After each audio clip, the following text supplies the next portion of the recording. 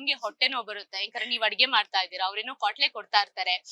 ಅದು ಆ ಡಿಸ್ಟರ್ಬೆನ್ಸ್ ಹೇಗಿರುತ್ತೆ ಅಂತ ಹೆಂಗ್ ತಡ್ಕೊಂತೀರಾ ಅಂತ? ಹೌದು, ಅದಂತೂ ಕೇಳಲೇಬೇಡಿ. ಯಾಕೆಂದ್ರೆ ಏನೋ ಒಂದು ಇಂಗ್ರೀಡಿಯೆಂಟ್ಸ್ ನೆನ್ಪಿರುತ್ತೆ, ಏನೋ ಬಿಕಾಸ್ ಹೊಸ್ದಾಗ್ ಟ್ರೈ ಮಾಡ್ಬೇಕು ಅಂತ ನಾವು ಹೊಸ್ದಾಗಿ ಏನಾದ್ರು ನೋಡ್ಕೊಂಡ್ ಬಂದಿರ್ತೀವಿ.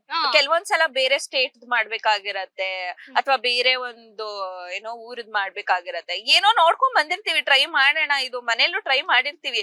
ಬಟ್ ಆದ್ರೆ ಒಂದ್ಸಲ ಮಾಡ್ದಾಗ ಎಲ್ಲ ನೆನ್ಪಿರಲ್ಲ ಅಲ್ವಾ. ಸೊ ಕೆಲವೊಂದ್ಸಲ ಇಂಗ್ರೀಡಿಯೆಂಟ್ ಮರ್ತೋಗೋ ತರ ಕ್ವಾಟ್ಲೆ ಕೊಡ್ತಾರೆ. ಏನ್ ಬೇಕು ನೆಕ್ಸ್ಟ್ ನನಗೆ, ಏನ್ ಬೇಕು, ಏನ್ ಹೇಳ್ಬೇಕು, 45 ಮಿನಿಟ್ಸ್ ಅಲ್ಲಿ ಏನ್ ಹಾಕ್ಬೇಕು, ಅದು ಬೇಯ್ತಾ ಇರತ್ತೆ, ಇದು ಸೀದೋಗ್ತಾ ಇರತ್ತೆ. ಹೆಂಗ್ ಅನ್ಸುತ್ತೆ ಗೊತ್ತಾ ನಿಜವಾಗ್ಲೂ. ಆ ಒಂದು 45 ಮಿನಿಟ್ಸ್ ಮಾತ್ರ ಒಂಥರ ಕೋಪವನ್ನು ಬರ್ತಿರುತ್ತೆ, ಇರಿಟೇಷನ್ ಆಗ್ತಿರತ್ತೆ, ಭಯಣ ಅನ್ಸ್ತಿರುತ್ತೆ. ಬಟ್ ಅವ್ರ ಕೆಲ್ಸ ಅವ್ರು ಮಾಡ್ತಿದಾರೆ, ಸಖತ್ತಾಗಿ ಕ್ವಾಟ್ಲೆ ಕೊಡ್ತಿರ್ತಾರೆ, ಏನು ಮಾಡಕ್ಕಾಗಲ್ಲ. ಹೆಂಗು ಕಾಡಿ ಬೇಡಿ ಅವ್ರ ಹತ್ರ ತರ್ಸ್ಕೋಬೇಕು. ಪ್ಯಾಂಟ್ರಿಗೆ ನಾವು ಹೋಗುವಾಗಿಲ್ಲ. ಸೊ ಅದು ರೂಲ್ಸ್ ಇದೆ, ಆ ರೂಲ್ಸ್ ನ ಫಾಲೋ ಮಾಡ್ಬೇಕು. ಅವ್ರಿಗೆ ರಿಕ್ವೆಸ್ಟ್ ಕಾರ್ಯವಾಸಿ ಕತ್ತೆ ಕಾಲಿಡಿ ಅಂತ ಒಂದು ಗಾದೆ ಇದೆಯಲ್ಲ, ಅದೆಲ್ಲ ನೆನ್ಪಾಗುತ್ತೆ. ಹೌದು, ಎಷ್ಟು ಗೋಳಿ ಕೊಂತಿದ್ದಾರೆ, ಬೈಯಕ್ ಆಗ್ತಿಲ್ಲ, ರಿಕ್ವೆಸ್ಟ್ ಮೋಡಲ್ಲೇ ಕೇಳ್ಬೇಕು ಅನ್ಸುತ್ತೆ. ಈ ಪರಿಸ್ಥಿತಿ ನೋಡಿದಾಗ ಪರ್ಸನಲ್ ಲೈಫ್ ಅಲ್ಲಿ ಏನಾದ್ರು ಆಗಿದ್ಯಾ? ಅಂದ್ರೆ ಅವ್ರು ನಮಗ್ ಬೇಡ, ಅನಿವಾರ್ಯತೆ ಇಲ್ಲ, ಸಿಕ್ಕಾಪಟ್ಟೆ ಇರಿಟೇಟ್ ಮಾಡ್ತಿದಾರೆ, ಆದ್ರೂ ಅವ್ರ ಹತ್ರನೇ ಹೆಲ್ಪ್ ಕೇಳ್ಬೇಕು ಎಷ್ಟೋ ಸಲ ಅನ್ಸಿದೆ. ಒಂದೊಂದ್ಸಲ ಒಂದು ಗಾದೆ ಮಾತಿದೆ, ಉಳ್ಕಡ್ಡಿ ಕೂಡ ಒಂದೊಂದ್ಸಲಿ ಬೇಕಾಗುತ್ತೆ, ಇಂಪಾರ್ಟೆಂಟ್ ಆಗುತ್ತೆ. ನಾವ್ ಯಾರನ್ನ ಇಗ್ನೋರ್ ಮಾಡ್ತೀವೋ ನೆಕ್ಸ್ಟ್ ಮೂಮೆಂಟ್ ಅವರಿಂದ ನಮ್ಗೆ ಹೆಲ್ಪ್ ಬೇಕಾಗಿರುತ್ತೆ. ಅಂತ ಪರಿಸ್ಥಿತಿ ಕ್ರಿಯೇಟ್ ಆಗಿದ್ಯಾ? ಇಲ್ಲ, ನಂಗೆ ಯಾವತ್ತೂ ಕ್ರಿಯೇಟ್ ಆಗಿಲ್ಲ. ನಂಗ್ ಸ್ವಲ್ಪ ಈಗೋ ಜಾಸ್ತಿ. ಸೊ ಏನಾದ್ರೂ ಇವಾಗ ಅವ್ರು ನಂಗೆ ಅಪೋಸಿಟ್ ಆಗಿ ಏನೋ ಹೇಳ್ತಾರೆ ಅಂದಾಗ ಯಾಕಾಗಲ್ಲ ಹೌದಾ ಅನ್ನೋ ತರ ನಾನು ಯೋಚನೆ ಮಾಡ್ತೀನಿ. ಸೊ ಆತರ ಯಾವ್ದು ಪರಿಸ್ಥಿತಿ ಬಂದಿಲ್ಲ, ಟಚ್ ವುಡ್ ಬರೋದು ಬೇಡ. ಅಂದ್ರೆ ಅವ್ರಿಂದ ಕೆಲ್ಸ ಆಗಿಲ್ಲ ಅನ್ನೋ ಚಿಂತೆ ಇಲ್ಲ, ಸ್ವಾಭಿಮಾನ ಬಿಟ್ಟು ಹೋಗಲ್ಲ. ಬೇಡ ಅಂದ್ರೆ ಸುಮ್ನೆ ಏನು ಆ ಒಂದ್ ಝೋನ್ ಅಲ್ಲಿ ಇದ್ರೆ ಓಕೆ, ಫ್ರೆಂಡ್ಶಿಪ್ ಅಲ್ಲಿ ಇದ್ರೆ ಓಕೆ. ಅದ್ ಯಾರೋ ಹತ್ರನ ಹೋಗಿ ಕಾಲ್ ಹಿಡ್ದು ಬಕೆಟ್ ಹಿಡ್ದು ನಂಗೆ ಇದೆಲ್ಲ ಇಷ್ಟನೇ ಆಗಲ್ಲ. ಸೊ ದೇವ್ರಿಗೆ ಗೊತ್ತು ನಮ್ಗೆ ಏನ್ ಕೊಡ್ಬೇಕು ಏನ್ ಕೊಡ್ಬಾರ್ದು ಅಂತ, ಅವ್ನ್ ಕೊಟ್ಟೆ ಕೊಡ್ತಾನೆ. ಸೊ ಒಂದ್ ತಾಳ್ಮೆ ಇರ್ಬೇಕಷ್ಟೇ. ಸೊ ಅದಕ್ ಬಕೆಟ್ ಎಲ್ಲ ಹಿಡಿಯಕ್ ಹೋಗ್ಬಾರ್ದು. ಈ ಕ್ವಾಟ್ಲೆ ಕಿಚನ್ ಅಲ್ಲಿ ಅಡ್ಗೆ ತುಂಬಾ ಚೆನ್ನಾಗ್ ಮಾಡ್ತೀರಾ ಅನ್ನೋ ಒಂದು ಮಾತು ಟೇಸ್ಟ್ ನೋಡ್ಬೇಕಾದ್ರೆ ವೀಕ್ಲಿ ಒಂದ್ಸಲ ನೋಡ್ತೀವಲ್ಲ ನಾವು, ಕಾವ್ಯ ಮಾಡಿದ ಟೇಸ್ಟ್ ನೋಡ್ಬೇಕಾದ್ರೆ ವಾವ್ ಫೀಲ್ ಇರುತ್ತೆ. ಹೆಂಗೆ ಇದೆಲ್ಲ ಸಾಧ್ಯ? ಗೊತ್ತಿಲ್ಲ, ಮೇ ಬಿ ಚಿಕ್ಕ ವಯಸ್ಸಿಂದ ನಂಗೆ ಇಂಟ್ರೆಸ್ಟ್ ಇತ್ತು ಕುಕಿಂಗ್ ಅಲ್ಲಿ. ಸೊ ಹಂಗಾಗಿ ಮೇ ಬಿ ಮಾಡ್ತಾ ಮಾಡ್ತಾ ಇಂಟ್ರೆಸ್ಟ್ ಜಾಸ್ತಿ ಆಯ್ತು. ಈ ಹೊಸದಾಗಿ ಏನಾದ್ರು ಟ್ರೈ ಮಾಡೋದು, ಅಥವಾ ವೆಜ್ ಆಗಿರ್ಬೋದು ನಾನ್ ವೆಜ್ ಆಗಿರ್ಬೋದು. ಸೊ ಜಾಸ್ತಿ ಟ್ರೈ ಮಾಡೋದು ನಾನ್ ವೆಜ್. ಸೊ ಏನಾದ್ರು ಹೊಸ ರೆಸಿಪಿ ಏನಾದ್ರು ಗೊತ್ತಾದ್ರೆ, ಅಥವಾ ಎಲ್ಲಾದ್ರೂ ತಿಂದ್ರೆ ಅಟ್ಲೀಸ್ಟ್ ಅದನ್ನ ಮನೆಗ್ ಒಂದು ಯೂಟ್ಯೂಬ್ ಅಲ್ಲಿ ನೋಡಿ ಮಾಡೋದು ಎಲ್ಲ ಇದೆ.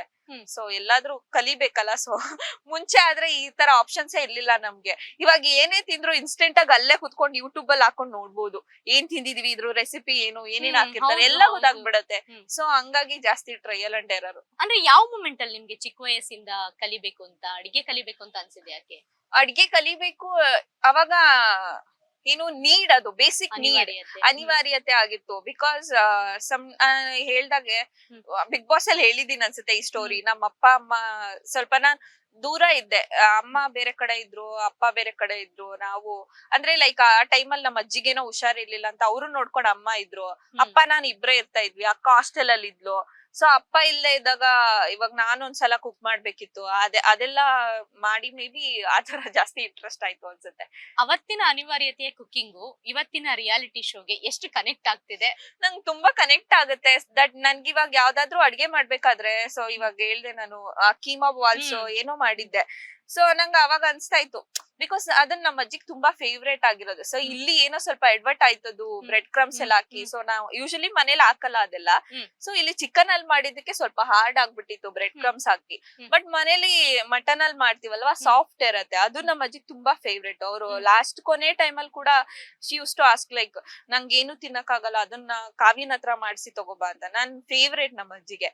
ಸೊ ಅದನ್ನ ಮಾಡ್ತಾ ನಂಗೆ ಫೀಲ್ ಆಗ್ತಾ ಇತ್ತು ಲೈಕ್ ಇವಾಗ ಮಾಡ್ಬೇಕು ಅಂತ ಅನ್ಕೊಂಡ್ರು ಅವ್ರಿಲ್ಲ ತಿನ್ನೋದಕ್ಕೆ, ಇವಾಗ ನನಗ್ ಅನ್ಸಿದ್ರು ಆತರ ಎಲ್ಲ ಫೀಲ್ ಆಗ್ತಾ ಇರತ್ತೆ. ಅಂದ್ರೆ ನೀವ್ ಅಜ್ಜಿಗೆ ಇಷ್ಟ ಆಗಿರೋದು ಅಡ್ಗೆ ಮಾಡಿ ಬೇರೆ ಇನ್ಯಾರಿಗೋ ಟೇಸ್ಟ್ ಕೊಟ್ಟಾಗ, ಅವ್ರು ಕಾಂಪ್ಲಿಮೆಂಟ್ ಕೊಟ್ಟಾಗ, ಸೊ ಅಜ್ಜಿ ಯಾವ ತರ ಕಾಡ್ತಾರೆ ಅಂತ?